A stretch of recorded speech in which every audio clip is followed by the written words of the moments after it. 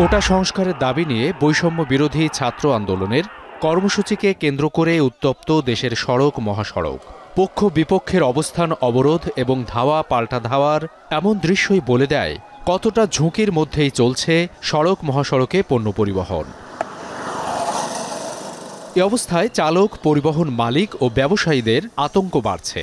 আমদানি রপ্তানির প্রাণকেন্দ্র বন্দর, স্থলবন্দরে ব্যাহত হচ্ছে স্বাভাবিক কার্যক্রম। বাধ্য হয়ে রাতেই মহাসড়ক ব্যবহার করছেন অনেকে। বাড়ছে পরিবহন ব্যয়। 20 লাখ 25 লাখ টাকা দামের গাড়ি, আমার জীবন আছে, আমার ফ্যামিলি আছে। আন্দোলন হলে আমাদের ভয় থাকে, যাত্রীর ভয় থাকে, গাড়ির ভয় থাকে। যেখানে আগে আমরা 5-6 গাড়ি যাইতাম দৈনিক, এখন ওইখানে দেখা যায় যে সারাদিন এক গাড়ি নিয়ে আসা করছে। আন্দোলনের জন্য সকালে গাড়ি ছাড়ে না, রাতে গাড়ি ছাড়ে, এই জন্য সময় মতন আমরা মাল পাই না। এক্সপোর্টার লোড হয়ে সারাদিন বসে থাকতে হয়, ওনারা রাতে ছাড়তে হয়। তো সেই ক্ষেত্রে গেলে কিছু কিছু গাড়ি আমাদের একটু সামান্য সংকট হয়। দেশের লাইফ লাইন খ্যাত ঢাকা চট্টগ্রাম মহাসড়কে প্রতিদিন চলাচল করে সারা দেশের 10 থেকে 15 হাজার যানবাহন। বন্দর ঘিরে এই মহাসড়ক সচল থাকলে গতি পায় আমদানি রপ্তানি কেন্দ্রিক অর্থনীতির চাকা।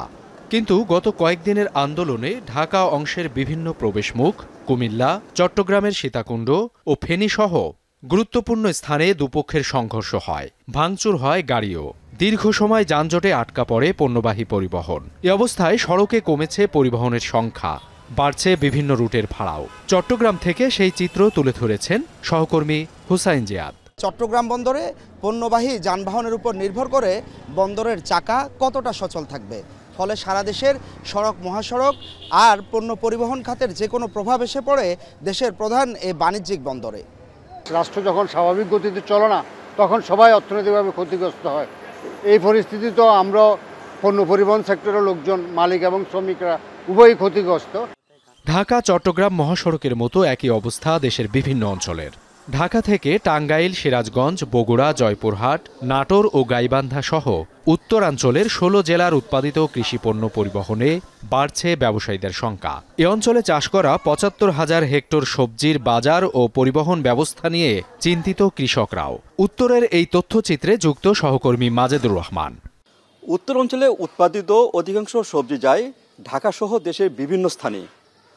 আর বিগত কয়েকদিনে কোটা আন্দোলনে অনেকটাই বাধাগ্রস্ত হচ্ছে এই সবজি পরিবহনে। আর এই আন্দোলন যদি চলতে থাকে তাহলে বড় লোকসানের আশঙ্কা করছেন এখানকার ব্যবসায়ী। পাশাপাশি সবজি কিনতে না পারলে কৃষকরাও এখানে ক্ষতিগ্রস্ত হবেন, এমনটি শঙ্কা কৃষক সহ সাধারণ ব্যবসায়ীদের। এই মালটা ঠিক মতো না পৌঁছে তাহলে তো মালের আমাকে তবিলে গায়ে। একদিন যদি বাসি হয়ে যায়, এটা গাড়ি থাকে, তাহলে মনে করেন পুরোটাই নষ্ট। এছাড়াও খুলনা, বরিশাল সহ সিলেট অঞ্চলেও বাড়ছে সংকট। হাজার হাজার যানবাহন সড়কে আটকা পড়ে নির্দিষ্ট সময়ে পৌঁছাতে পারছে না গন্তব্যে। বেনাপোল ও ভোমরা স্থলবন্দরের আমদানি রপ্তানি কার্যক্রমও ব্যাহত হচ্ছে। বেশি বিপাকে পড়তে হচ্ছে মাছ সহ পচনশীল পণ্য নিয়ে। দক্ষিণের প্রবেশদ্বার পদ্মা সেতুর জাজিরা প্রান্ত থেকে তথ্যচিত্রের সঙ্গী সহকর্মী কাজী মনিরুজ্জামান। পদ্মা সেতু দক্ষিণাঞ্চলের প্রবেশদ্বার। 21 জেলার মৎস্যসহ সব ধরনের পণ্য এই সেতু দিয়ে রাজধানীতে যাতায়াত করে। বেনাপোলে যে মালগুলো যায় কোনো পাঠিয়ে যায় না, আমরা নিজেরাই নিয়ে যাই, আমাদের নিজেদের দায়িত্বে নিয়ে যেতে হয়। ভাঙচুর হতে পারে, ভাঙচুর হলে তো মহাজনরা তো এটা মেনে নেবে না। এটা হলো মালবাহী গাড়ি, ট্রাক, এদের খাদ্য, এটা হলে আমার দায়িত্ব বাড়িতে হইবই। আমি যদি না বাইরেই অনেক অনেক ক্ষতি হবে।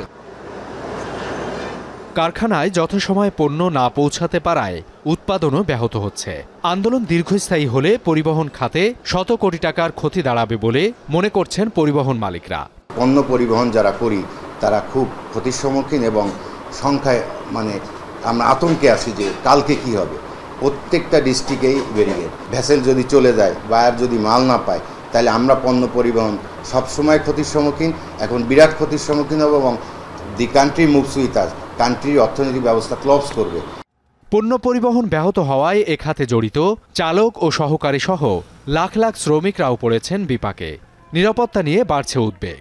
তবুও জীবন ও জীবিকার তাগিদে 4 চাকায় ভর করে দিনরাত ছুটে চলেছেন সড়ক মহাসড়কে। সাবিত সারোয়ার, এখন। শিয়া বাটার ও ভিটামিন ই সমৃদ্ধ lily glam beauty soap. Lily, always beautiful.